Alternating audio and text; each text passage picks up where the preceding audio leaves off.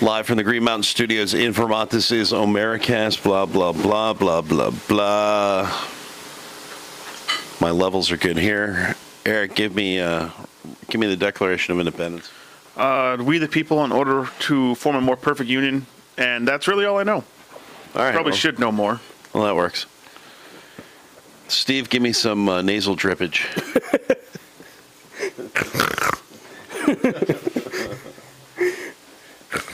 Yeah, test, test, 1, 2, 3, test. All right. Next time, though, Gettysburg addresses. I'm a bit better at that one. Can you pull up the Ustream video with some...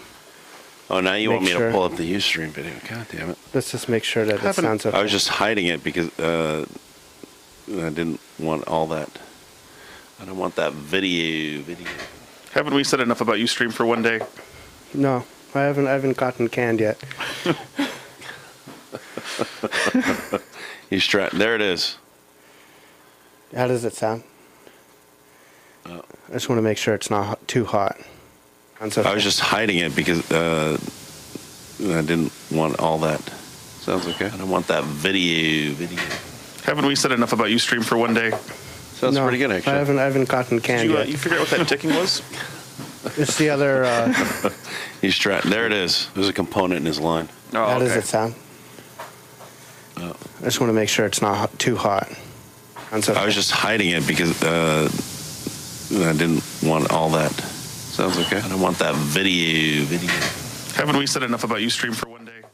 Sounds pretty good, actually. I haven't gotten canned yet. You figure out what that ticking was? All right. Yep. Sounds good. Good to go. All right, so I'm going to close. I'm not going to have it up. Is that all right?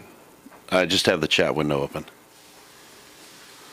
If you want to post it out saying that we are live, that'll work. Oh, let me get my phone.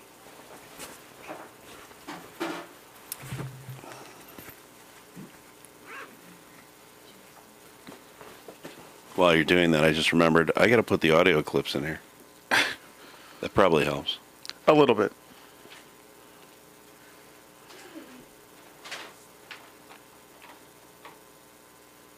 Did you open my charger? Yes. Why? Because you stole mine. No, this is for the BlackBerry, you goofball. It has the same micro USB. No, I'm sorry. Don't touch it. It's work. I paid for work. So Well, guess what? no, Then don't steal my charger. I didn't steal your charger. You did, because my charger was right here, and now it's gone. I didn't take your charger. Yeah, I'm sure Itchy used it. So you're going to have to give it back because work paid for it. Give what back? The charger's right there on the table. Don't stop. Don't touch my stuff. Oh, shut the heck up. You're a lousy tank, by the way. Pardon me? I love you. That's why we don't play with you anymore, including your ex-girlfriend. What kind of tank? Dragai. Paladin, warrior? Well, not warrior, but Paladin. the best kind of tank. Not in his Yeah, if you know how to play it. Stop playing with him. All you have to do is consecrate. Just poop aggro. You can't concentrate with him yelling at you. It's because you weren't doing what you're supposed to do. You're an asshole when you play. You leave me there to die. You just leave me there to die. I don't play with That's you. right. That's right. That's right. Asshole dwarf hunters who think they know everything. I swear to God, I'm gonna do a whole geek show. All I need to do is just take feign death off your toolbar. There's a lot of geeky shows out there, a lot of gamer shows Yes. out there, but I think we got to take on the issues that most of them don't. I Because saw- they're all like, oh, I played Titanfall and it was so awesome and I loved it and it was great and blah blah. You know what? No, I played with my girlfriend. She's a fucking lousy tank. And she's behind you. No, now she's my wife. I married her. That's why I don't play with you. Because you're not a good player. You're a bad sport. Yeah, she won't play with me. She complains about her sex He's one life. of those players that's not fun to play with. That he's always like, he's the one that when you're a noob and you're starting and chat's open, he's the one screaming at you because you ran the wrong direction. Well, since you are a hunter, can't you technically start the fight for her? Just misdirect, scattershot, misdirect. That'll work. No, Yeah, you and then the could and then go the second line shot up himself. drags them right to me. Well, you feign death after that. No, he never feigned that. No, We'll no, do because that. then I'll be lying on the ground forever because she won't consecrate. At least pop holy shield. Got that hit. I was doing everything right. Holy You were S. showboating. No, I was doing everything right. You were So that's what showboating. You she were brings showboating. down. I lament. I was when I couldn't raid anymore in my shaman. I was a holy paladin. Hey, I'm Jesus sorry, Christ! I have to get around the microphone. Look, Excuse me? you wonderful, wonderful woman. Excuse me? What were you going to say to me? I love you. You're going to have surgery soon, and I can leave you to yourself if you'd like. I already said do it. I said go out. You don't have to be there for that. Are you going to be upstairs now? We'll discuss it later. You're in trouble. Uh-huh.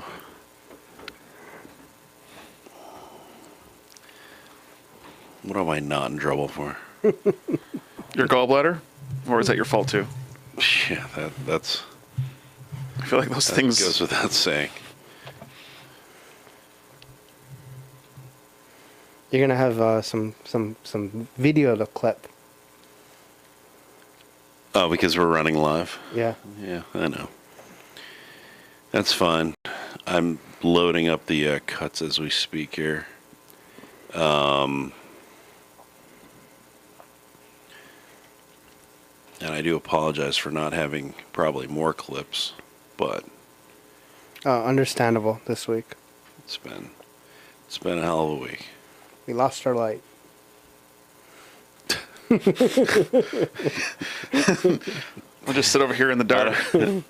Well, it's on me anyway. This Yeah. whole backlight for my computer probably is working, isn't it? Yeah, it's passable. It's possible. This is the photographer coming out. Art Deco. Why don't you just bring in some of those, I don't know, what are those can lights? What are those things? They look like big Hot black lights. bags. Yeah. Hot lights. Yeah. All right. I think that's about it. 1, 2, 3, 4, 5, 6. Oh, I got a new promo too. Of course, I think due to the timeliness of it, I'll use the gallbladder promo. Why not? Sure. What the heck? That was funny. Yeah. That one and the Rob Radio one was good too. I know. I He sent haven't me heard the- that one. He was on last night. It was awesome. It was a great show. I haven't even listened to Cake and Cookies. It will not download to Downcast for some reason. Really? Yeah, number 11. It's corrupt or something. Huh. It was good cake and cookies. Just a little bit of doggy action, not too much. I like the dog. I like the doggy voices. I have a feeling that you, late at night, just have little clips of Katie doing the doggy voice. Oh God. You and your massage oil. Photograph.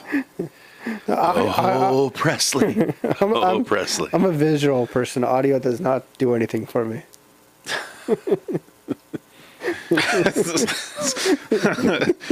So he has a picture of her dog on his screen while he's listening to her. All right, let me see. Let me check the level on this.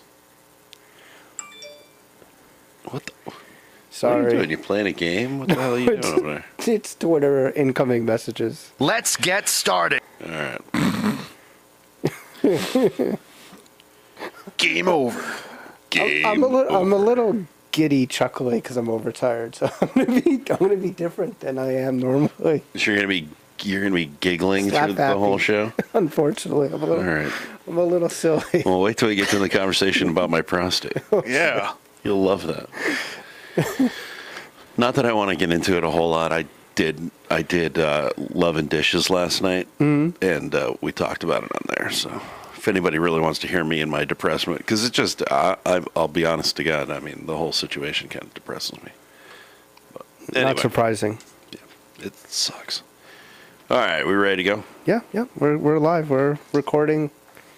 Yeah, but you keep talking. You won't shut the fuck up. Sorry. See what I got to trim out now? Okay.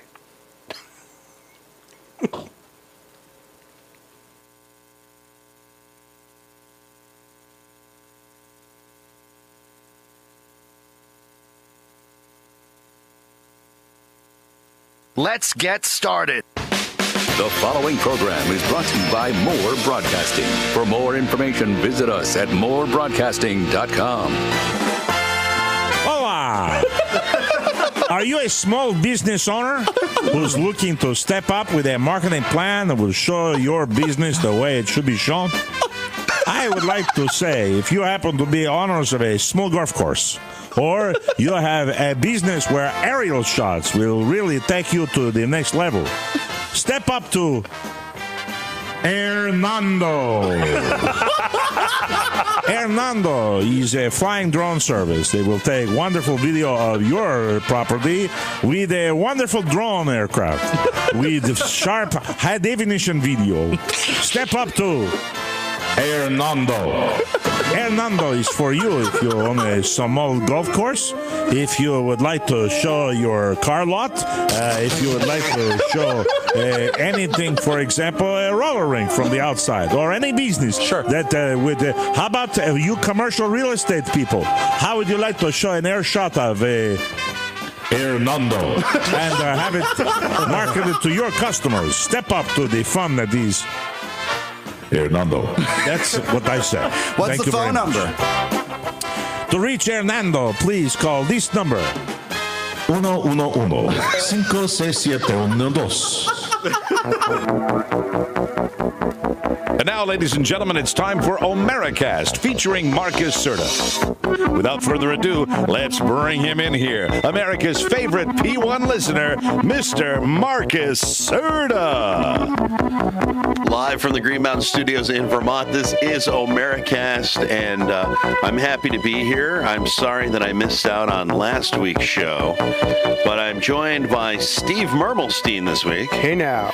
Hey, Steve, happy Easter. Happy bunnies to you. What are you doing for Easter? Nothing. What do you mean nothing? Come on, it's a big day. It is. It's buffet day. Every place in the area is running an Easter buffet. That's true, but it's too early in the morning for me.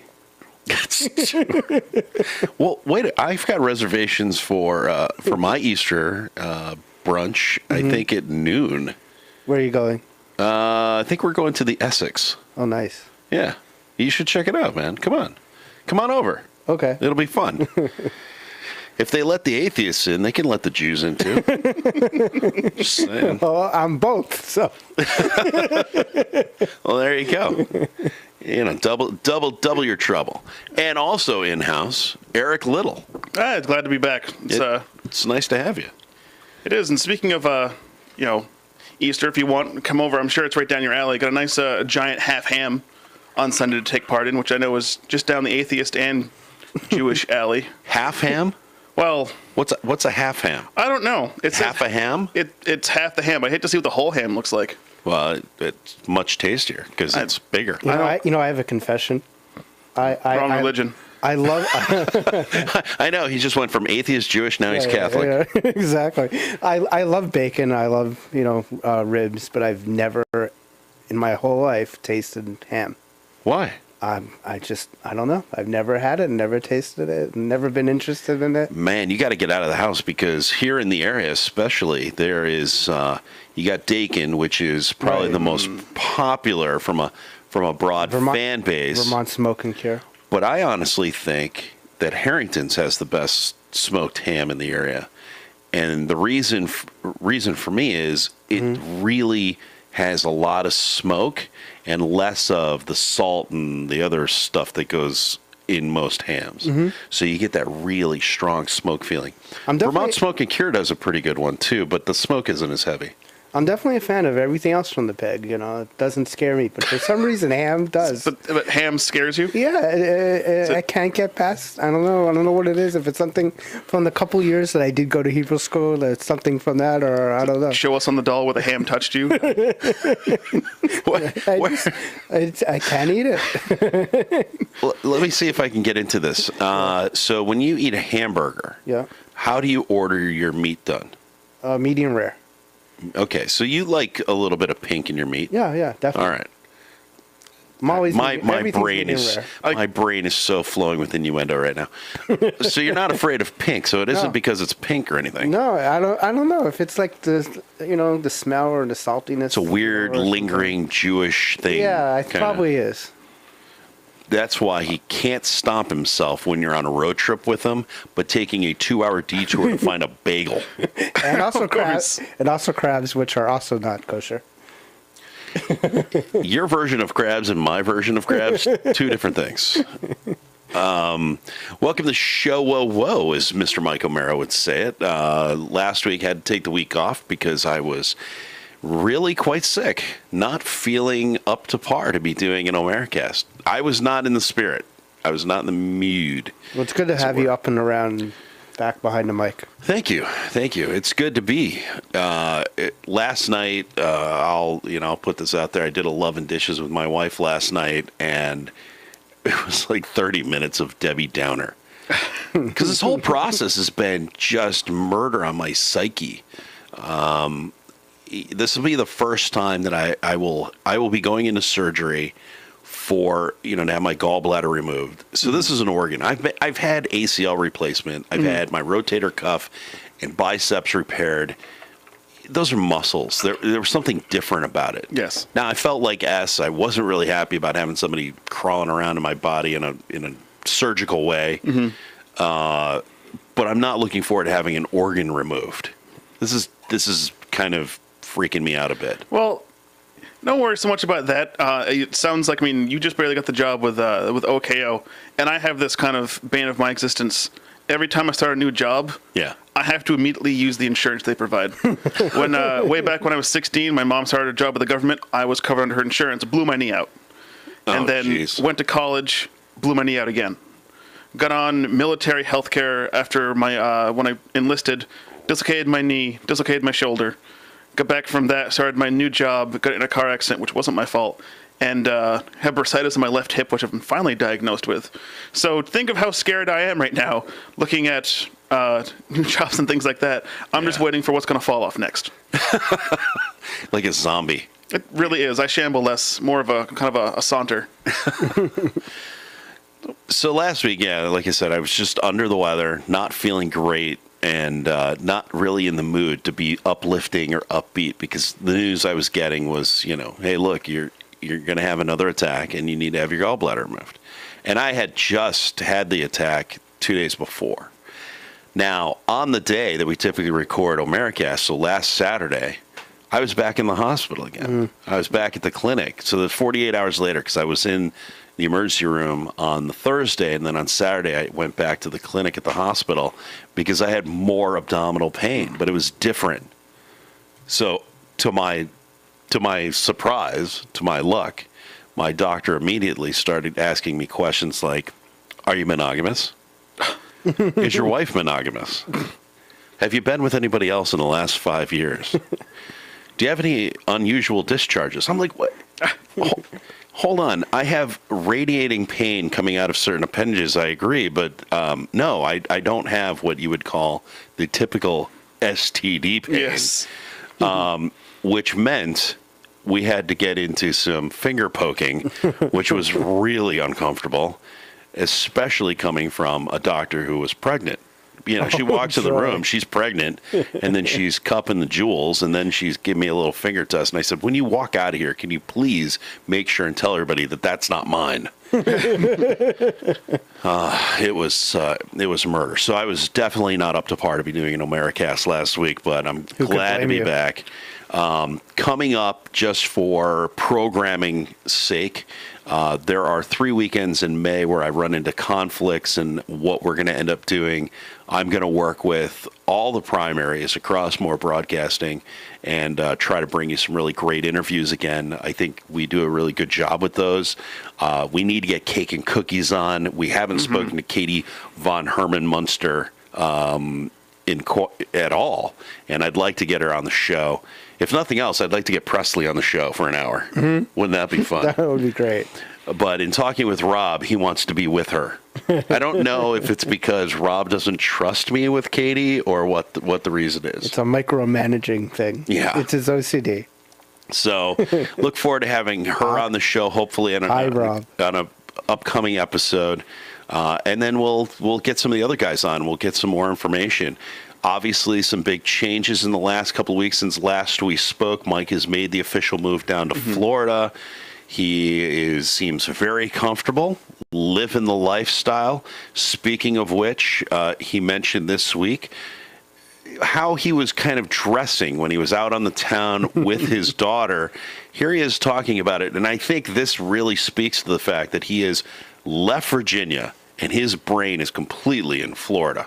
The T-shirt and the bathing trunks that I was wearing, which was my uniform. Bathing trunks? When you talk about not being a cool dad, it starts by not using the phrase bathing trunks. Bathing trunks. My Tommy Bahama shorts. There you go. That's better. Board shorts? Does this body look?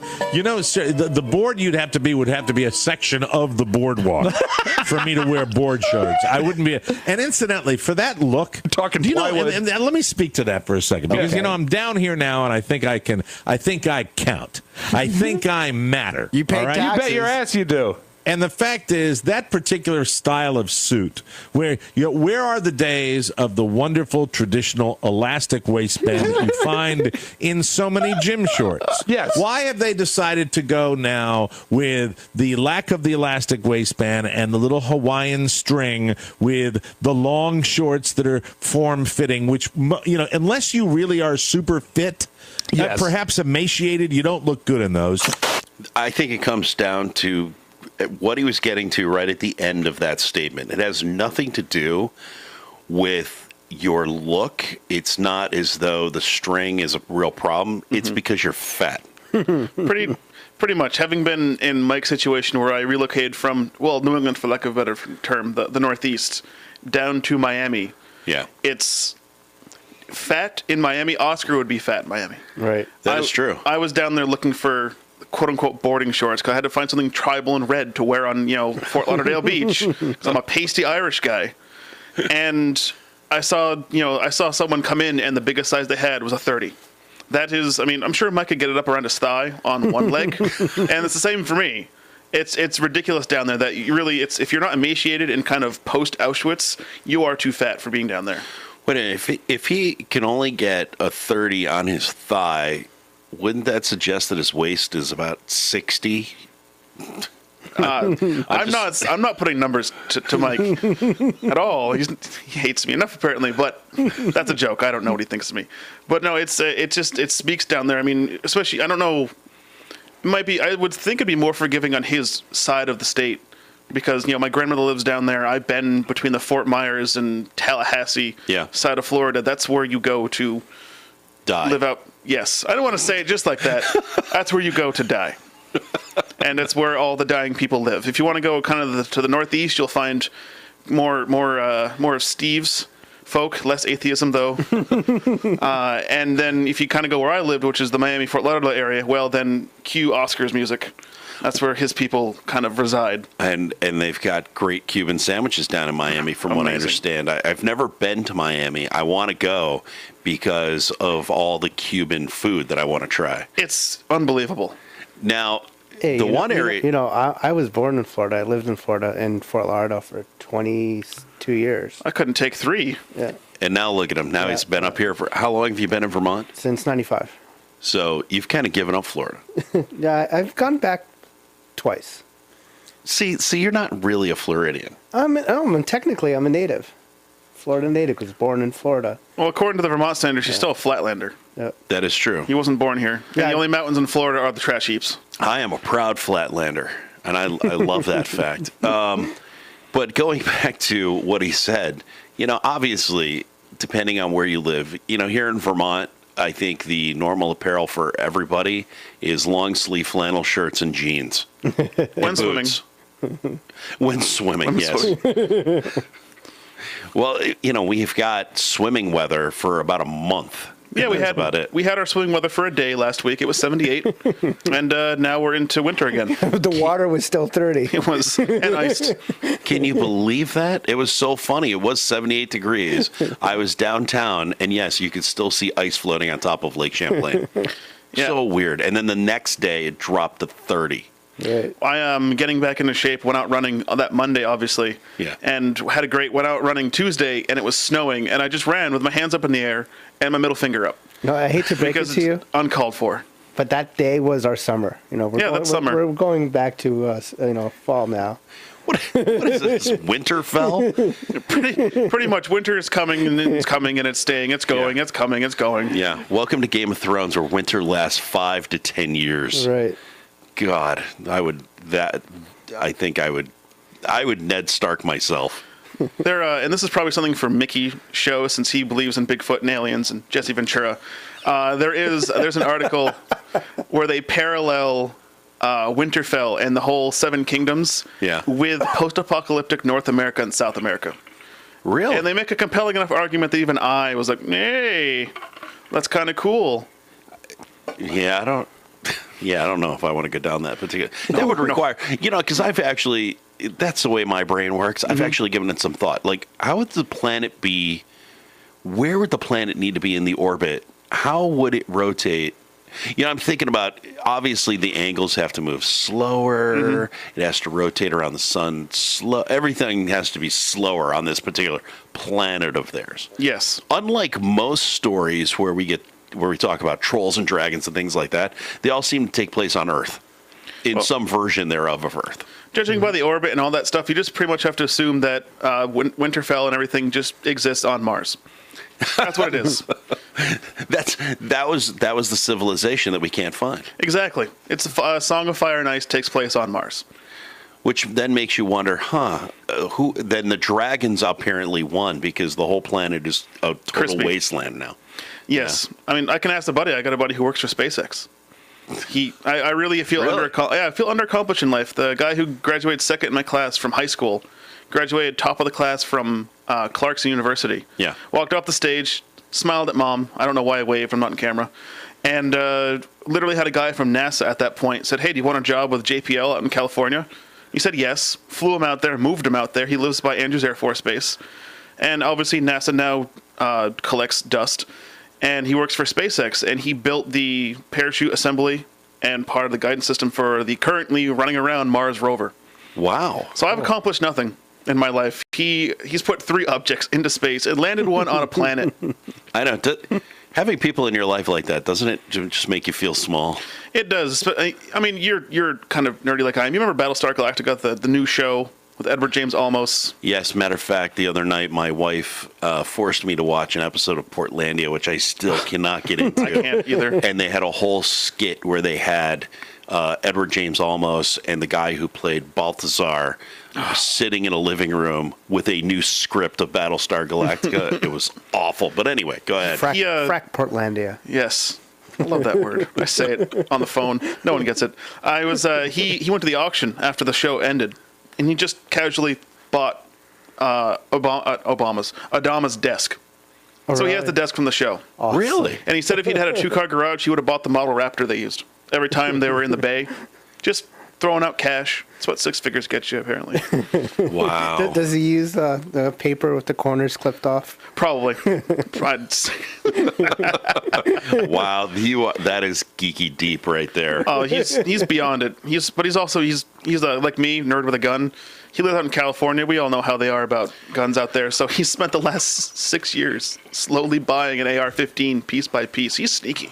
Well, let's transition a little bit then from because obviously if we're going to be this nerdy, one of the big things about being a nerd is how often we think about girls and what we would like to do to them.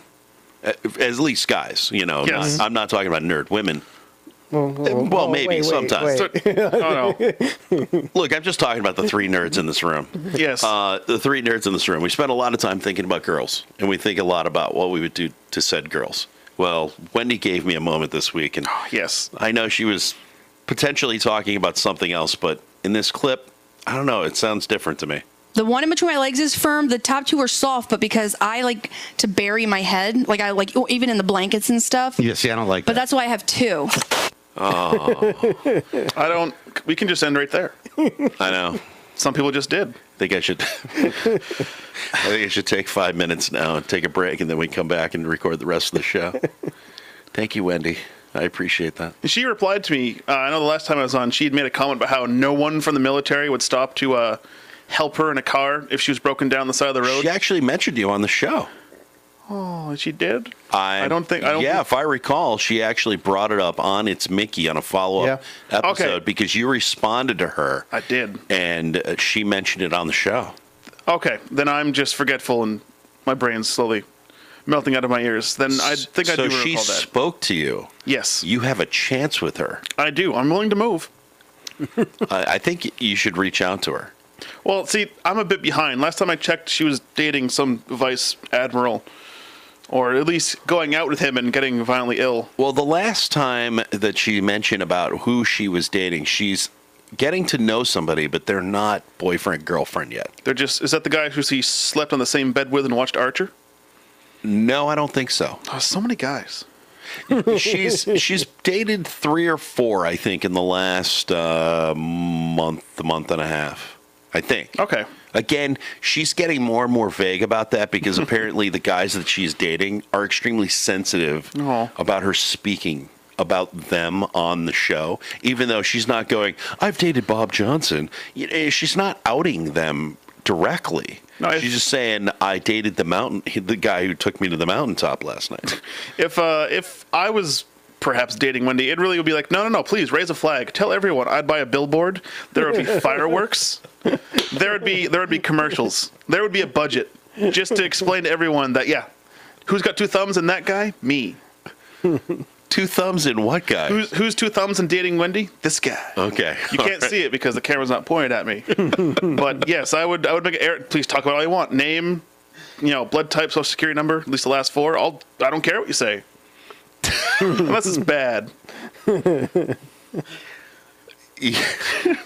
You would be perfect for her because then she would have the freedom to continue to do what she does on the show, which is she outs herself on so many things, except now she's not outing herself about relationships, which I think is a little it's almost as frustrating for Mickey as her not being up to date on the news. Yeah, and not watching any of the movies she's given her in the past 60 episodes. But then when she found out, and was it this week that Mickey had the moment of revelation, or was it the week before, where she said that she was watching some show, and he's like, you watch that, but you won't watch the news, or you won't watch these other shows. Sorry, man. Watch these other shows that I've told you to watch. And she's like, sorry, I've got a life, blah, blah, blah. But somehow she still fits in Archer. So she does watch TV. Everyone has to fit in Archer. I can't get into Archer. And I know right now Wendy's just gone, I don't like you anymore, Marcus. But I don't know. For me, I don't find it nearly as funny as Family Guy or as not Simpsons today, but Simpsons of old. We can say 20 years ago, and it's still going to be in its 10th season now. Yeah, I've just moved on to so many other comedic shows that I haven't gotten into Archer. Maybe I should just sit down and just binge on it and give it a real try. It is edgy. I mean, but where it's centered, Cartoon Network. It's not on, I guess, a more public time like you would get Family Guy and an American Dad. And going back with The Simpsons, you do need to be edgy. I mean, American Dad is... Yeah, you got to push the envelope. American Dad, especially that first season, oh my God. Yeah. I mean, I hated the show at the time. I love it now, but it was edgy, and The Simpsons just isn't that. And Archer is, but Archer's just... I don't know. Since I'm a sarcastic nerd, Archer, and I listen to Lana, the voice actor. She does podcasts, and it's just like listening to Lana talk for an hour every week. Well, I never got into American Dad. I watched when it first came out because, of course, I was a big Family Guy fan. Yeah. And so love what Seth MacFarlane does.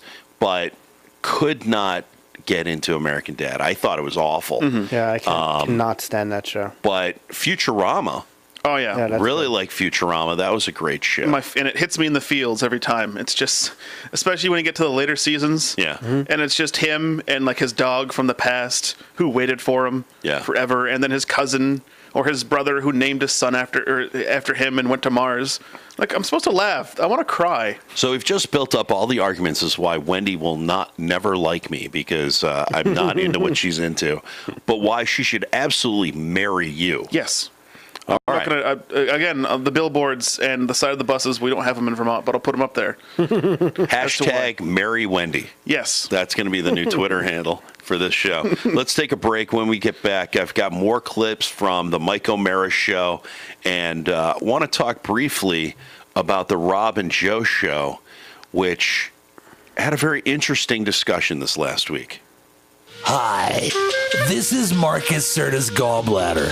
Have you ever become inflamed and required removal? Not recently. It happens, and when you do, you cancel O'MearaCast. No. Yeah, but instead, why not listen to Cake and Cookies? Why not? It's a great show. It has Rob Spiewak, and my favorite part, Katie Powers? I wouldn't remove her for all the money in the world. Or the bile. By the way, I'm auditioning for Steve Mermelstein's job. I can run Ustream. This is Marcus Serta's gallbladder. We've run out of things to say. Please listen to Cake and Cookies. You can find it on iTunes and at MikeO'MearaShow.com. Just click on the gallbladder. Thanks, Marcus. You think my gallbladder would do a better job in keeping the Ustream up? It probably would. And judging by what I've seen, I think your gallbladder is better at Facebook and Twitter than Rob is. Oh, there's nobody who's better at Facebook. Well, at least the Cake and Cookies one, because Rob, when I came on the show last, he added me on Facebook. Yeah. And it was just this cornucopia of things. And it's just awesome to see all the stuff he puts out there and be like Mike, where I have no idea what he's talking about. Well, it sounds like from Cake and Cookies, the problem with them using Twitter has been who's responsible for it. All three of them, apparently. Yeah. The third being, of course, Dan Von Herman. And, I wish that he was on there because Twitter is such a great venue for comedic lines. I mean, I watch and follow Patton Oswalt on Twitter, and he uses it and makes me laugh consistently, as well as bringing up other topics and in talking about things that are going on with his career, which I enjoy and follow. But very funny guy on Twitter. And I would think that Rob, this would be a great place to just put these one-liners that Rob is really good with. But he's not using it as much. He's just not comfortable, I think. No, I think he and I'm trying to think of the last Cake and Cookies I listened to. He explained that was it Wendy Yu? Not Wendy Yu. It was who's the reporter? Annie Yu. Annie Yu, yeah. Who's like, oh well, she, we can speak to her on Twitter, and Katie was like, no, we're following her. I was like, isn't that the same thing? I was like, no. So there's a disconnect between if you follow someone, you can see what they tweet, but they can't see what you tweet unless you follow them, or vice versa. Correct, because unlike in Facebook, if you friend somebody, they have to friend you back. You have to be you become connected. Versus on Twitter, if you follow them, you're just following them. Doesn't mean anything. Because I've had that issue with people who have decided to reach out to me via Twitter and say, let's talk. And especially they'll say, hey, send me a direct message. And then I send them a direct message and I go, oh, crap. Because you can't direct message somebody unless you follow them. Yes. It's one of those little things, those little quirks. Knowing me, I would just tweet it instead of direct messaging. And then I would swear and say something stupid. And then now everyone, all like 6 people who follow me on Twitter would know. One of them is, I think, actually an ex-girlfriend. That'd be awkward. Well, the funny thing, too, is especially with using social media on Twitter, if I put out a tweet that's messed up, typoed, something I don't want to say, if I try to delete it, there's no way I can delete it fast enough. No. Because the way Twitter ends up working is it's almost immediate. It's out there. Somebody's going to have it. There's so many devices, whether you're actually using the Twitter app or you're using Hootsuite or some other version thereof, somebody's going to see it. Versus on Facebook, if you're quick enough, you could probably delete it before anybody sees it. Well, There seems like there's a little delay. Especially since Facebook hides so much stuff now. Yeah, and there's half a chance it could, because again, Facebook notifications go out. So you comment like I have in the past, and you say something really is stupid. And you're like, no, undo that. Everyone who, if you're me, which you're probably the one person who follows me on Facebook, yeah, and actually gets my updates, you've seen it. It's now in an email in your inbox, right? And they can go back and see enough of it to probably hate me, just enough. Well, this week, and to continue on a little bit about some tech stuff, this week on Tech 411, of course, a significant portion of the show was about this Heartbleed vulnerability. Now, according to... We're going to talk about that. I need some ibuprofen. Really? Yeah, I really do. Why? It's just been miserable this week. Because of your work? Yeah. Well... I mean, let's get into it a little bit, only because of the fact that, I mean, when it first came out, I felt like the way Oscar and Todd reacted to it at the beginning of the show. I don't have a clip because it's a pretty long discussion, but I highly recommend, if you're interested to understand what the Heartbleed vulnerability is, listen to Tech 411 show this week. Mm-hmm. It was really good in explaining it. But my question comes in how to resolve it, because one of the things that Todd and Oscar said this week is wait to get the notifications from the website that they have done whatever they need to do in their security protocols before changing your password. Right. Now, the problem that I'm faced with is that it's not all happening at once. So I'm getting a notification from over here, and then I get a notification from over there, and I'm having trouble tracking the passwords. Now, this is where I need some help, because they recommended, is it OnePass? LastPass. LastPass. That's their recommendation. Another great one is OnePassword, excuse me. And these apps themselves will automatically generate a password for me? Yep. Okay. Yep. And so that's their recommendation, is to use those. Now, if I use something like LastPass and I got to change it for each one of these websites, does it give me a new password for each website? Yep, exactly. And what there is there's like it's like a library that you can search in a list each site, by its name, and it stores a unique password for each one. And so every site's going to have its own password, because the worst thing to do is like you use the same password on multiple sites, because if any one of those sites gets hacked, and at some point they will, so now that person has access to all your other sites, and they have programs. These people that do this stuff have programs that will try that password on all the major sites. Yep. And so they get into it instantly. And then what they really want to do is they want to get into your email account, because then they can access everything else. They can learn where you bank and all the type of statements and your receipts and your Amazon and things like that. And then they can start placing orders to send it to, stuff. Ethiopia. And it's once they get in one, they get in all. So it's really important to have that unique password for every site. So by using a password manager like LastPass or OnePassword, it makes it really simple, because you install that program on your computer, on your phone, on your tablet, and it's going to store your passwords there. It's going to, when you go to the website, it's going to enter it into the login field for you, so you don't even need to remember. You only need to remember the one password to get into your password app.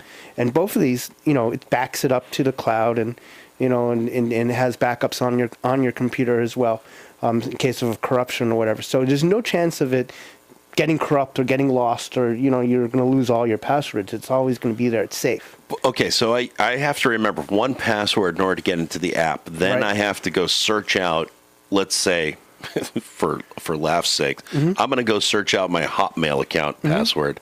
So I got to look that up, and then I got to type it in. No. You click on it. No, all you basically do is there's a plugin that integrates into your web browser. So you just go to the site you're going to. Let's say you Bank of America. You go to Bank of America. You click on the OnePassword button or the LastPass button on your browser, and it's going to fill in your login name and password for you. So you don't need to open a program unless you need to specifically manually look something up or change the password.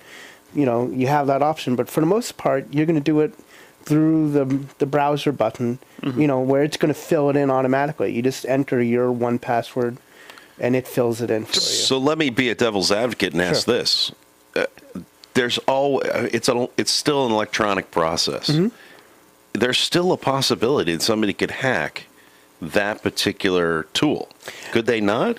When Todd talks about it, he's like, forget it, done. This is the only way to do it. It's totally secure. And I'm like, the hackers have to be good enough to hack into it. Yeah, the way that it works is I'm not going to talk about LastPass because I'm not familiar with their security methods now. They had breaches and they have improved it since, but I don't know what they're doing currently. The way 1Password does it is the passwords are stored on your device in a very highly encrypted file that is like NSA can't break it, for 100 years kind of encryption. 256-bit hash, this thing is what right, to work out. Right. I've been trying to keep it, yes, simple. So there's 6.5 people out there who just got what I said. Yeah, right. and the NSA doesn't listen to my phone calls either. Yeah. Hi, by the way. If they're and listening. so and when it's backed up in that encrypted file, so that even 1Password can't access it. If they got a subpoena, it's because you have the encryption key and no one else does. Gotcha. So it's very highly secure way of storing these passwords, but also having them backed up so that they're safe. If you need to, if let's say your computer house burned down and the computer got hit by lightning, you still have those passwords that you can get to them on your new device or your other devices, and so they're not lost. So you put it on your device. Yep. You have to log into it every time? Every time you unlock your computer, basically you would log into the next time you go to a website where you need the password, you would type in your 1Password. Gotcha. Okay. All right. Bring it full circle and be nerdy about it. It really is 1Password to rule them all. Right. Okay. And again, those 6.5 people just left. And I cannot. Well, the only reason I brought up is they didn't really get into it on Tech 411 about how that process works. They're very short and succinct about it, and I understand why. But for me personally, I took the strategy of I use 1Password for my email accounts. I use 1Password for my financial accounts, and I use another password for other websites, and which I don't care about. So it's like, if they decide to hack into my Target account, fine, they're going to get it. They might be able to get into my Amazon account. But it is a big deal because that's the type of person they're looking for, because now they can place orders on all those sites and have it delivered to them wherever they are. Yeah, but that's why I put a different password on my financial institution, so they couldn't link up get the financial information. No, but most websites store your credit cards, so once they get into that store, they can place the orders. They don't need your financial information. And that's why I use Gmail. I've got 4 Gmail accounts linked up, so if one goes down, it can't go down and be changed without approval from the other one. And if they got to that one, they've got different passwords. I've got a whole rotation. I'm in the Army. It's all I do. And, a lot of websites, Gmail, I think Amazon, I know Facebook does it too. If something happens, they text you to a pre-described number, and you can't change that number without approval from, you have to go to one of your backup email accounts, log in there. So it's redundant in a good way. But people aren't as paranoid as I am. And I'm just one step away from that bunker out in Montana.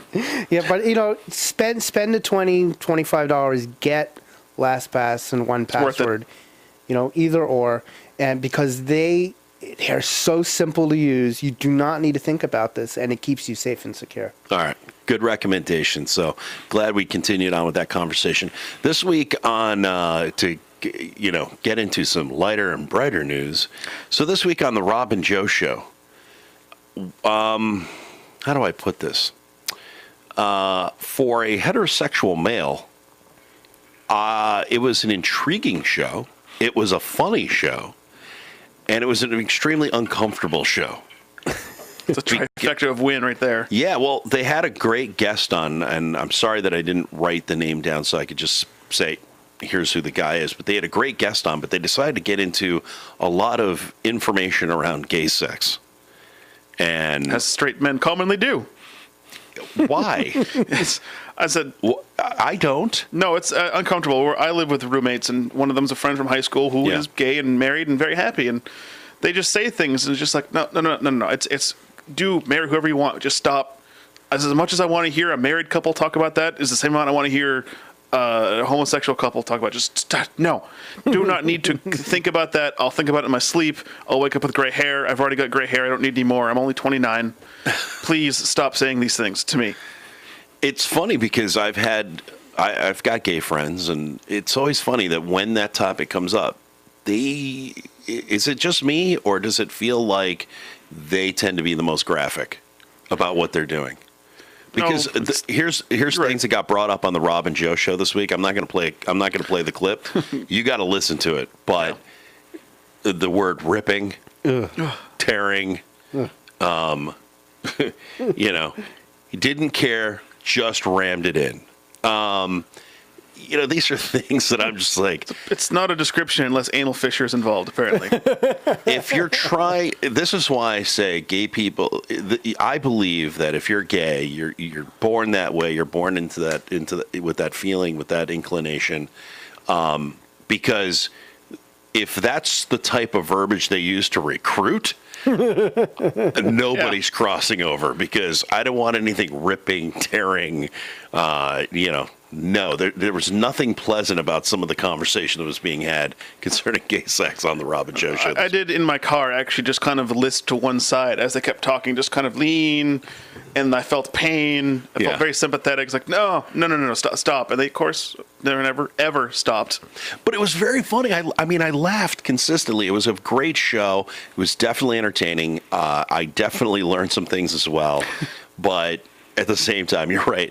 I had that shifting in my seat as well. And I haven't felt that uncomfortable about a topic on a radio show, terrestrial or podcast-wise. Yeah. Since, and this goes back to the old Don and Mike show, since I learned from Don what felching was.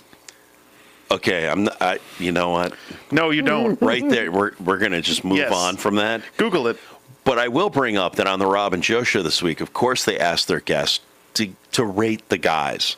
So the whole rating system continues. Mickey started it, not Wendy. Wendy answered the question, but Mickey started. And he was sad. And it has been rolling on and on. This last week, Mickey was talking. Apparently, he's lost some weight. And so I think Wendy made the comment to him, hey, you've gained half a point. He was ecstatic. But the rating system, I think, is going to be just a constant running gag through these two shows. It's Mickey and the Rob and Joe show.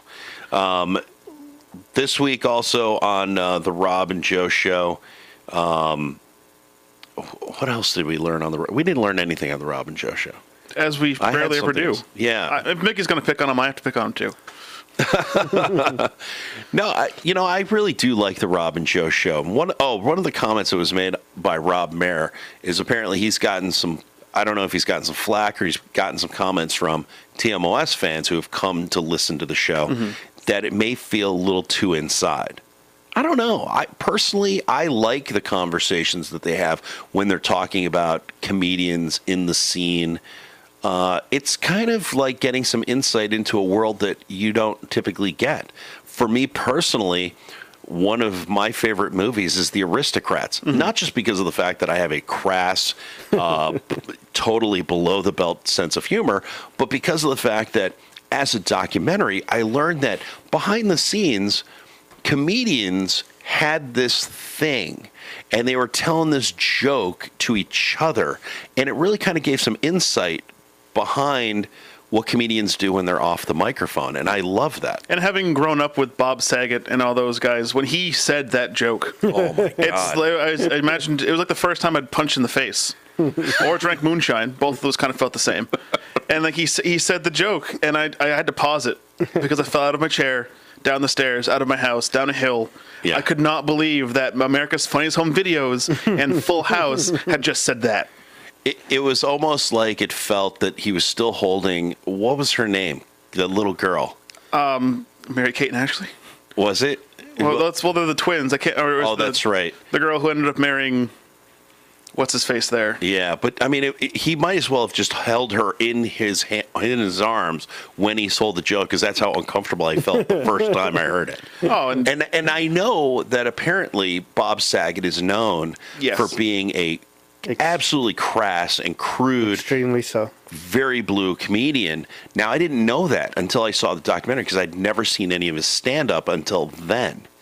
And after that, when I told the joke, I went and sought out his stand-up, and I like it. I think it's very funny, but it's still so unusual, because you're right.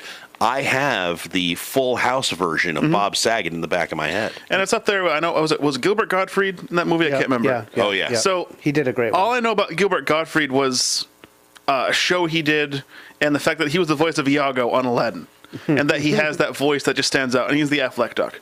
And it was, and now he just reads 50 Shades of Grey on YouTube. That's great. And so, it's still that kind of the same change where, that's a Disney character right there, and he's saying this. And the best part, even outside the movie, is it actually played in St. Albans at the Weldon. And people in St. Albans are not on board with pop culture in that regard. They're kind of maybe back in the mid to late 90s. Barbara Streisand's big in St. Albans. And they... 1890s. 1890s, yes. Hear ye, parchment and a quill. And so they... I was sitting there to go see the movie a second time, and I was in line, and this family comes through, and I see them buy tickets for Theater 3, which is the big theater, and I'm just like... you know what? No, I'm not going to say anything. And they went in, and the movie started, and she came racing out with her hands on her kids' ears, and it was worth every penny. I would pay to just stand there in line and see it again, because but everyone thought it was the funny, the fluffy kitties in New York City or wherever it was. God. No one knew that it was those kids were now scarred for life. Somebody hasn't slept. No, I could just imagine, them complaining and going to church the next day. It's like, could you believe the filth that was on that theater? In all the shows that we've ever done, have you ever heard so much come out of a Mermelstein? Not since his nose. And That's true. That's true.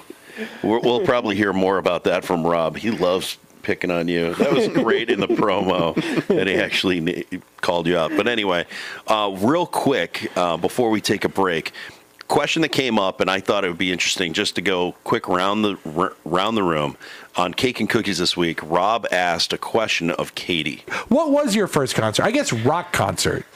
Oh, my first rock concert? Yeah. Definitely Aerosmith on my 16th birthday. Strong. Yeah. Really good. Yeah. Kind of makes me look like a screaming queen when I tell you that my first concert was Julian Lennon supporting his album Velat. How old were you? It was when the album was current, so I was probably 15. Steve, what was your first concert? I'll broaden it out, because I have a feeling you didn't go to a rock concert. I think it was REM. Really? No, I don't remember. It was in Florida decades ago. Steve strikes me as a guy that would get mosh pit seats to Yanni. Definitely not Yanni. I love that pan flute. That's right. Geez, I can't stand him. Eric, how about you? 18 years old. I started older, apparently. I saw 9 Inch Nails live at the Portland Theater in Maine. And on top of that, the concert was put back a month and a half because Trent Reznor had bronchitis or strep throat. Oh, wow. So he came in and he got on stage, and it was in a hockey rink. Yeah. So there's no give to the mosh pit. I got, floor seats standing. And he's like, I'm sorry for effing quitting on you guys the last time. So we're going to give you what you missed. It was a 2.5 hour show. That's he played awesome. Every single song. I've never been so sore. And I've been in the Army. I've been beat up. For an hour and a half, every Nine Inch Nails song that was above 180 beats a minute, they played. Oh, and then man. about an hour and a half in, finally they played Hurt, which is a slow song, and then the haze kind of came over from everyone lighting up. And, but it was, I walked outside and you just kind of heard that burning, that buzzing in your ears. Yeah. And everyone's talking to you and you just see mouths moving. I would love to see 9 Inch Nails live. They throw an amazing concert, and they've got a big LED wall that moves and folds behind them as they're playing. It's insane. And Trent Reznor is just awesome. See, yeah, you win. I'm giving you the trophy, best first concert, because mine is awful. Just looking back, it's not the way to start a concert career, as it were. I was 18, and I went with a buddy of mine to go see Stryper. Now, we went, and it was a great show, and I was really into the band, and so we went, and I believe it's Robert Sweet on drums. The great thing about his drum kit is that it lifted up off the stage, rose over the band and over the front of the audience, and then it spun 360.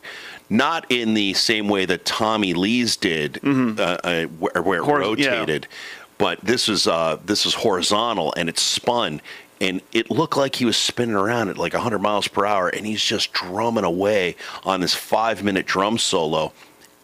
That could have been the concert, and I would have been satisfied that I got my money's worth.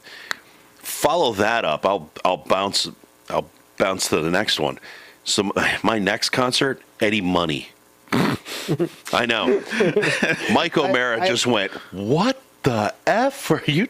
I went to go see Eddie Money. I went at college, and it was the first concert for that school year at the school.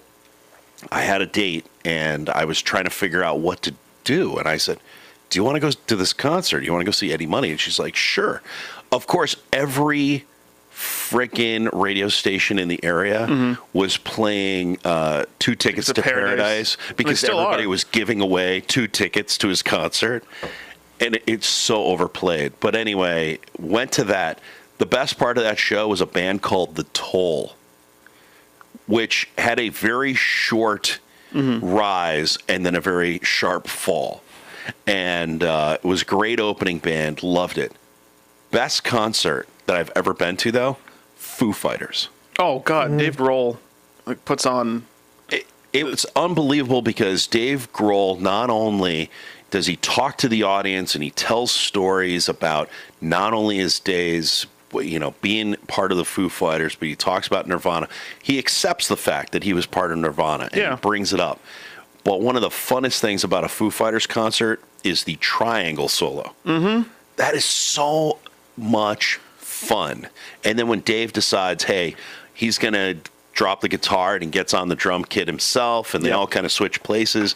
It's just a fun show. It really kicks ass. Part of the joys of being in the communications program I was in college, I got to go to New York City and see Foo Fighters play. And we got out back because I was, tagging along with the radio guys. Yeah. And there's this guy next to me. We're kind of outside-ish. It's New York. It's March, maybe April. It's not cold, but when you've just been sweating your tail off inside of a mosh pit, it's cold. Yeah. So this guy sitting next to me, he's sweaty, he's steaming, it's cold, and Dave Grohl walks by and stops. He's like, where's your shirt? And he's like, oh, I lost it in the pit. Dave Grohl just reaches behind, yanks his shirt off, and gives it to the guy and keeps walking. Wow. When I was in high school, I went to a 2 Live Crew concert in Hollywood, Florida. And they were arrested. Why am I thinking you were way out of place? I wasn't, no. Did you also see Menudo? Hey, what's his name? Vanilla Ice was in the crowd there. That was the Florida scene. But we were all white guys listening to rap. What's up, Whitey? Wow. And they were arrested on stage by the sheriff for obscenity for their song at that concert. You're so out of place. I don't know what you're doing at a 2 Live Crew concert. I like hip hop and rap. Really? Yeah. Who's your favorite? Oh God, that's a good question. Right now, I like. Public Enemy didn't just come right to the top. No, I used to like Beastie Boys. I'm bad at remembering names. See, that's before the they type started of dying. Yeah. See, that's the type of rap group that I would think you'd be into because they're white. So you like 3 artists? You like Vanilla Ice, Beastie Boys, and Eminem? I don't. Or Macklemore? No. I said it like a white guy. Macklemore. I like Usher. I like. I just can't think of names offhand. Where's my music? I feel awkward when I drive around Burlington, the big metropolis that it is. Yeah. I listen to Eminem. I'm listening to his new album, and I'm playing it really loud in my 4-speaker sedan because, I'm down with that. I'm Rob in a smaller car. Lil Wayne, I like a lot. And there's some guy with hydraulics and the bandana backwards on their head, pulls up next to me, playing music with their 6 subs, and I just cringe, slowly sink away into my car, like, no, I'm not playing that. Well, at that time in the 90s in Florida, that's everything, everyone listened to. And, at that time was rap, hip-hop and rap, and, electronica was just starting. Do you like Flo Rida? I do. Or as I call him, Florida? Yeah. well, he's from the next town over, so. Milton? No. In Florida. He's from Carroll City. Yeah, I was down there when he went big. I really hated stopping at my 7-way intersections in Florida, and all I heard was the same Right Round remix playing in every single car. Exactly. Ever. That's so funny. All right, let's take a break. When we get back, more clips from the Mike O'Meara Show, including Rob's sleep study results, which we need to talk about when we get back right here on O'MearaCast. Hey, Joe, what is your favorite episode ever of the O'MearaCast? Well, I've only ever heard one. Oh, the episode we were on? We weren't on for like the first 3 minutes. I didn't listen to that part of it. No, I didn't. I didn't listen to that either. But I'm sure it was great. From what I hear, it's pretty good. Better than It's Mickey. Catch the Rob and Joe Show live every Monday night at 7:30. Just go to live.robandjoeshow.com. You can also stream or download wherever you subscribe to your favorite podcasts. Visit robandjoe.com for all the ways to listen. Welcome back to O'MearaCast. I'm here with Steve Mermelstein. Hey now. And Eric Little. And we are enjoying some geeky talk about more broadcasting and the shows thereof. This week, any moment that Eric, I'm going to point at you first. Oh, no. Thinking back to this last week, is there a moment that really sticks out in your brain that you just could not stop but giggle like a little girl? Pretty much Rob's entire tale of drugging himself at the sleep study. Yeah. I had a sleep study done a long time ago. I had sleep apnea, and it really came down to I was snoring myself awake and woke up choking. And, I lost 120 pounds and fixed that. But, to hear him go through it and just drug himself and then send the text about the granola bars to his wife. Right. I don't know. I know that between Rob and Oscar, they're not really what they are on the show. Rob doesn't really hate all of Steve's kind. And I know he actually does own parts of the Hindenburg. But I don't know how much to take away from what he says about Carrie. And regardless, it's hilarious. I'll tell you straight up, and I think I've seen it, let alone you can witness it on at Facebook especially. They love each other like no couple. Mm-hmm. I mean, they're absolutely into each other. They're perfect for each other. But just like my relationship with my wife, ball busting all the time. I mean, my wife busts my balls. I bust hers. Well, not that she has them, but it goes back and forth, but you can't pair them better. And I would agree with you. That story was fantastic. Did you not have a moment, though, when he was talking about, well, I had the Ambien, and it says take 1 pill, but I thought if 1 pill's good enough, 1.5 would be better. Didn't you hear Oscar's voice coming out of that mouth? I was waiting to say he took 4. I remember the last time that Oscar took a sleep aid, which is the actual name of it. He tried to just kill his liver with it and take 4. And so knowing that he was going to have that 5 hour, was it 7 hours to sleep? Yeah. And he takes 1.5. I can't imagine it. If I take half of one, I'm out. I take Tylenol PM and I'm passed out. You do surgery on me. I wouldn't know. I've taken Ambien once, and it was during my sleep study because I had real issues, almost panic attack level issues when they're strapping me in, especially with anything on my face. I take a sleep aid now because the face mask, because I do have a CPAP, drives me batty. It drives me so crazy. I have to have a sleep aid, otherwise I won't get to sleep because I will be futzing with it all night long. I couldn't have a sleep aid at this point because I would always just sit there and talk like Bane. Talk like Bane. You put on my mask. Well, Darth Vader. I've got 2 versions of the mask, and I'll talk about that after the clip. But I this morning woke up and I said something out loud, and of course, because I had the mask on, the wind blows through the nostrils and out through the mouth, and you just sound, honey, make me breakfast.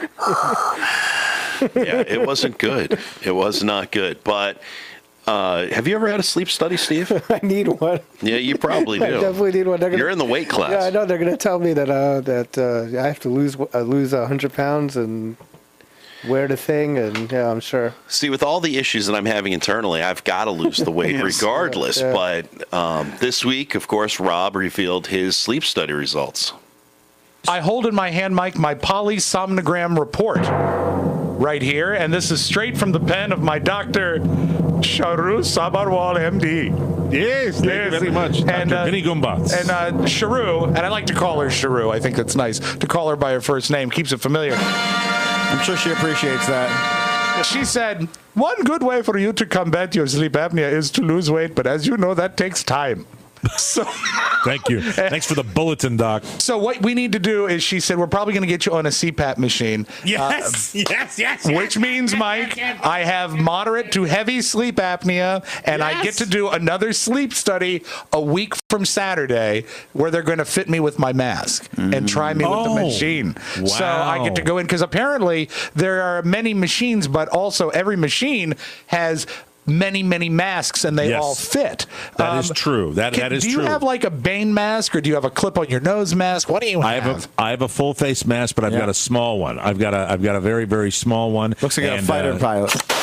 The biggest thing I took away when I listened to that, even live, was the joy in Mr. O'Meara's voice. Mike was so happy that Rob was technically dying twice a minute and not breathing for 19 seconds, which I can hold my breath for 19 seconds. About 8, maybe 10 in, I'm out of breath. Yeah. I had the same, he had similar results to me. I was my breathing would stop 50 to 60 times an hour. Oh, jeez. And that's why I'm on a CPAP machine. I actually have the machine that he talked about later on. I have the version of the machine. It doesn't suck. Rob described it as it blows air and then it sucks air. No. That's not how it works. It actually reduces the pressure temporarily so that when you exhale, you're not trying to exhale against the high pressure. Yes. And so it regulates that. This is the second time Rob's been wrong about something blowing. I'm not even going down that time line. for everything? The snowblower. That is true. Well, I'm sure we can 3 times a charm when we talk about vacuum cleaners, but I don't think Mike will be buying a big one of those. Well, I hope that it works out for Rob, that he feels better, that he gets the energy back, that it makes him a better broadcaster, as he put it. But is that why he reclines? He's better angle for the lungs? He's gonna have even more energy for posting on Facebook. But here's the big thing, and I'm the only one in the room that has one of these things. And I would hope, and you would think, see, here's the funny thing, and this is just fat psychology.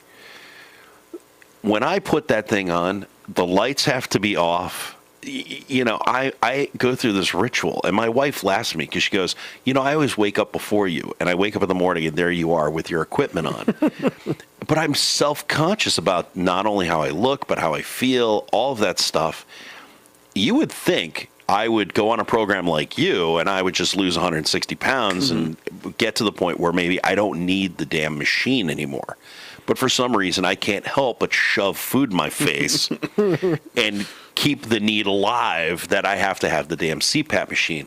Mike is still using the CPAP. He said this week he's lost a little weight since he's been in Florida. If that continues, maybe he'll get better on it.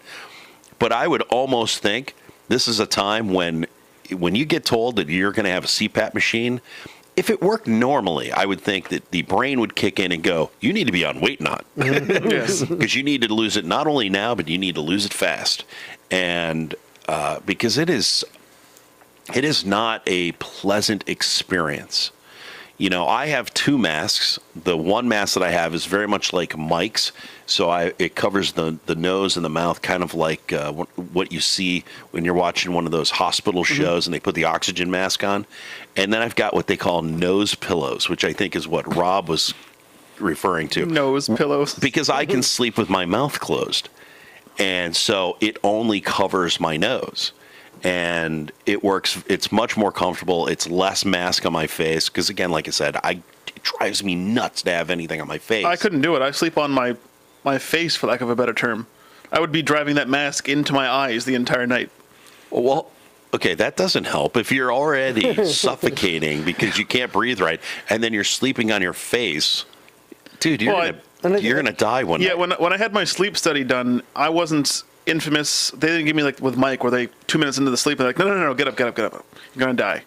My problem, and I've been slapped awake before by significant others that I was sleeping next to. I stop, and there is a significant amount of time before I begin breathing again. So I've been there before where my girlfriend had fallen asleep and she slapped me awake because she thought I was dead. And my dad had the same problem. Wow. And she was like, you breathed out or breathed in, nothing. She's like, I waited a minute or two. And then that's when I, shook you. And by shook you, she shook me with the side of her hand to my face. Wow. Which, considering there's so much more to me to hit, I mean, just anything, arm, hand, stomach. But no, I've been slapped awake several times back when I slept like that. So it wasn't that I stopped breathing. I just stopped breathing once. Really, really committed to it. Well, luckily enough for her, that you had her around to keep you alive, I guess. Oh, it's dying in my sleep is a good way to go. It's something I enjoy doing, apparently. I don't know. So morbid. Well, continuing on from there, because the big reason, we've all identified it here, the major reason, every doctor says it, thank you, Captain Obvious, for bringing up the fact that I'm fat, so therefore it's causing my airway to be smaller, which causes me to have the sleep apnea. So if I lose weight, great. Well, does that stop the Mike O'Meara show? Do they want to lose weight? No, they want to bring more weight in by bringing in a fat intern. If you want to come down and help, and you're a tad portly, I think we should open the doors to the DC studio and have occasional people pop in. I would love that. And people should know, even though we're on the 4th floor, there is an elevator. and there's security. Yes, that's true. Yeah, don't just show up. Contact us, please. I think that it's a good thing. It expands the empire a little bit. And you notice that when they were talking about this, they also put an age limit on it, which, of course, cut you and I out, Steve. Obviously on purpose. Right. Because we hit the weight requirements, I think. Yeah. You more than I, because you're shorter and you're more stout than I am. But why? The funny thing is, okay, fine. I can understand why you need an intern, but obviously this is a setup just for general mocking. Mm-hmm. They already have 2 guys who hit that weight class. Why do they need to bring in somebody else to mock? Numbers. Because Rob and Mike are now tied with the 2 bean poles, with Oscar and keeping it fit, and then Pony, who is as wide as this microphone pole. They need to, even though they weigh more, balance out the whole matter. There's 4 people. Yeah, but Rob and Mike could pin those 2 little skinny bastards down and probably crush them to death. I'd have to get up to do that. Rob looks so comfortable. I haven't seen the new studio. I finally had to watch and see what Oscar was talking about. I never thought. I think Rob was actually sitting at like negative degrees. His head was lower than his feet.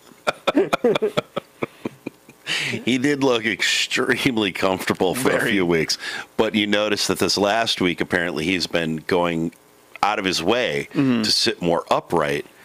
I don't know that it's changed very much, outside of the fact that his angle is different. No, pretty much. I remember him when he was in Mike's house. He was always like super forward, and he always looked like he was so uncomfortable, or maybe just waiting for Mike to swear and write down when it happened. But he was always kind of, at 30, 40 degrees forward up against the microphone, and then he moves to the studio and he's just prone on his back. Well, that's because the whole setup is different. When they were in the living room studio, before the office chairs, and we're talking back in the day when they had the actual Davenport and the sofas and all of that, the sofa was so deep, Rob couldn't sit back and operate the equipment, so he had to sit on the edge of the chair in order to do it. But now he's in this new setting with a studio, with a studio board kind of set up, and he's in an office chair, so he has the ability to kind of tuck himself underneath the table and relax while he's working the board. I can understand as a fat guy, I'd do that too. I do it at work. I'm gonna go to the radio station today, and I'm gonna be sitting on the stool while this skinny little punk is gonna be standing next to me, and he's gonna be like, "Yeah, I do radio standing up." And I'm going to be like, well, I do it sitting down because I'm a fat ass. Yeah, I'd be like, sit the hell down. You're going to get there anyways. Why not do it now? Yeah.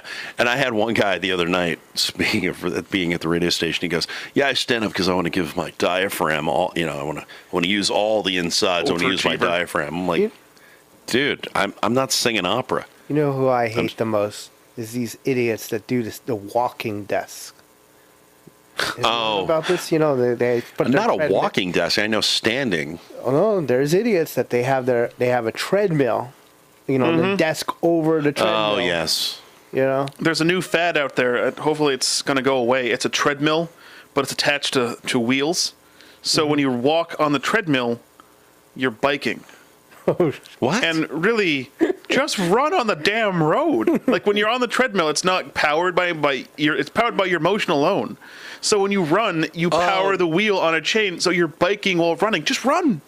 Are you talking about those elliptical-like bikes? Because there's a bike out there. It kind of has you stand on it and it has an elliptical motion. It's beyond. That's ellipticals are fine. I can see the point in that. This is literally a treadmill with a flat surface that rotates, and as you run on it, your motion powers a chain which turns the wheels on the back. It's a treadmill with wheels. See, here in Vermont, I would think that would be really useful if you actually put tracks on it.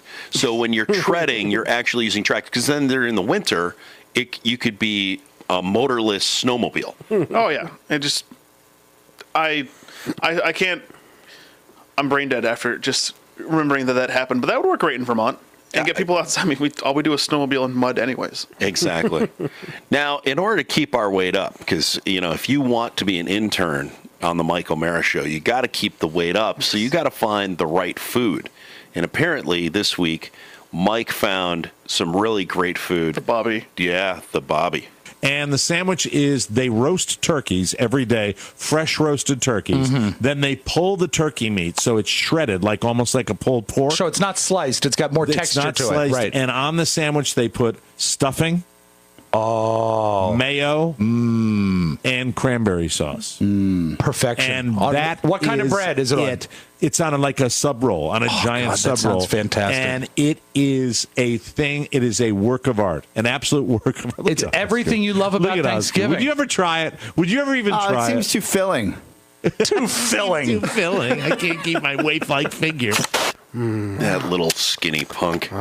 I was in a high school program. It's called Upward Bound, and it shared Johnson State College up here with a ballerina organization. We were all the same age, and this is going somewhere. So I gave him that look.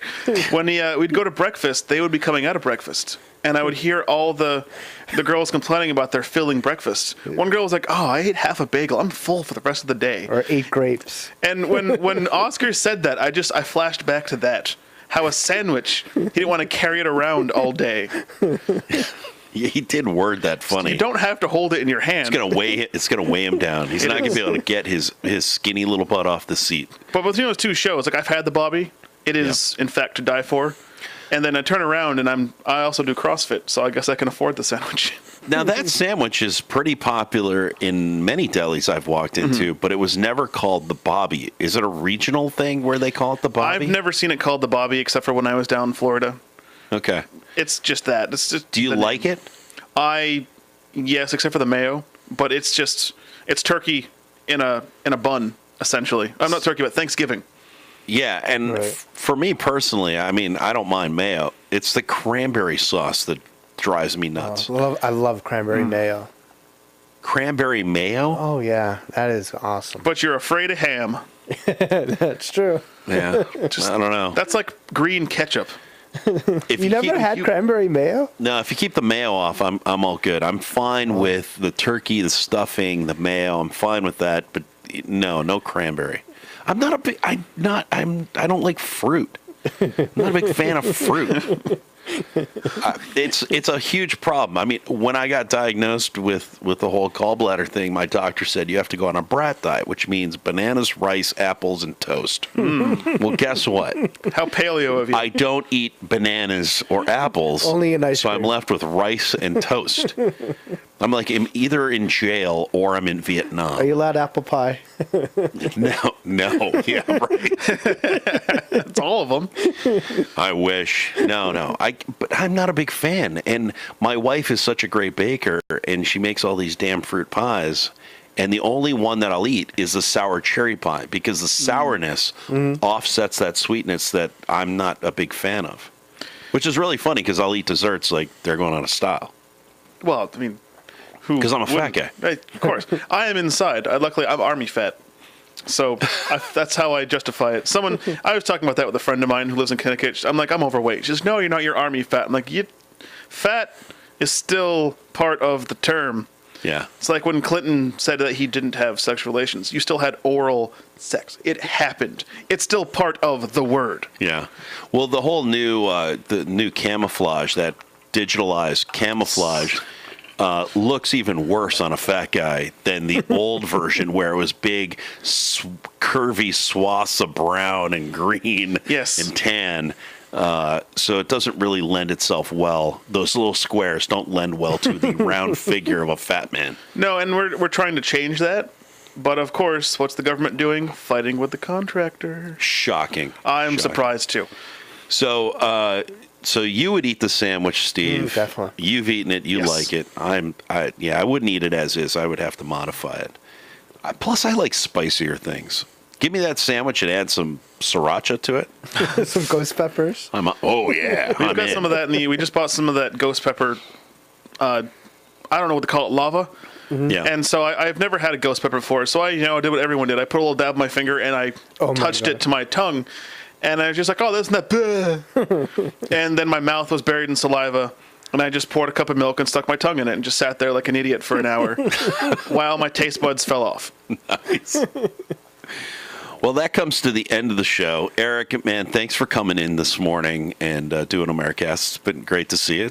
Oh, it's my pleasure. I will come by as much as you'll have me. Well, you're only available like once a month. Well, technically after this, I'm not available until July, but that's a different story. I get to go spend a lovely month and a half in Louisiana in the summer when it's cool. Oh, nice. Yeah, well, temperate Louisiana. Then I guess next time Eric will be on is sometime in August. It's only one weekend. It just happens to be that I finally met someone, so that's why I'm going to Brattleboro. Oh, gotcha. How's that going? That's going fantastic. I mean, nothing more. I mean, that's... Yeah. I could go into detail, and then you just have to do a long censor bar for the next... Well, I was left the show. Well, I shouldn't have actually brought it up because we had set you up so well for Wendy, and now the disappointing news that you actually have somebody already. Wendy, I will console you. It's okay. Things aren't official yet. There's still time, Wendy. All right, we'll see if we can't work that out. Steve, man, thanks for getting up so early. I know it was tough for you. You did bring your thermos of coffee. Yeah, I did. So you were all good to go. Yeah, still proof. Did you get your bagels and lox this morning? No, I didn't. Oh, no wonder you're out of sorts. I'm going to go have lunch right now. I'm going to look for a Bobbie. Don't say that in Vermont. You're not going to find the sandwich. Exactly. All right, everybody. Thank you for your support. Please go to our Facebook page and like us. That's at facebook.com/OMearaCast. We're on Twitter at OMearaCast. Also, one of the big ways that you can support this show and any show on More Broadcasting is to go and rate and leave comments on your favorite podcast app. So if you listen to one of the shows on iTunes, including this one, or on Stitcher, go there, leave a rating, leave a comment. It really helps us because in doing so, we're more likely to get put on that front page, and we get more notice, and therefore we get more listeners. Always trying to find more and grow the shows. And congratulations to Cake and Cookies, because as I continue to watch the top 200 of iTunes, Cake and Cookies is still kind of over the Mike O'Meara show. No surprise. Yeah. I look forward to having a conversation with Rob and seeing if that's ever come up between him and Mike. You know what? If Mike knew, I don't think the show would be on the network anymore. Cut him off. Cut him off at the pass. All right, everybody. Thank you for your support. We will catch up with you next time right here on OMearaCast. Bye-bye, everybody. Bye.